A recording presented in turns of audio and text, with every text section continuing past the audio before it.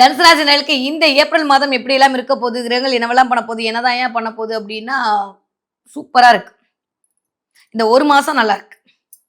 Almost ராசிநாதன் ஓரளவுக்கு வக்ர நிவர்த்தி அடைந்து விட்டார். போன மாசமே ஆல்மோஸ்ட் பாதி தேதியில வக்ர நிவர்த்தி அடைஞ்சுட்டாரு. அதுவே ஒரு தனுசு ராசிக்காரர்களுக்கு ஒரு புதிய உத்வேகத்தை கொண்டு வந்து குடுக்கக்கூடிய அமைப்பை உருவாக்கி இருக்கும். ஸோ நெறைய ஷாப்பிங், நெறைய ஜாலியோ ஜில்கானா இதுவரைக்கும் அப்படியே ஒரு மாரி என்ன பண்ணுவோம்னு தெரியாம இருந்த அமைப்பெல்லாம் மாறி டக்கு டக்கு டக்குன்னு பணம் வருவதற்கான வாய்ப்பையும் ராகு குடுப்பதற்கு ரெடியா இருக்காரு. முயற்சிகள் எல்லாம் பிளானிங் பக்கா பிளானிங் போடுவீங்க தனுசு ராசிக்காரங்க இந்த தடவ.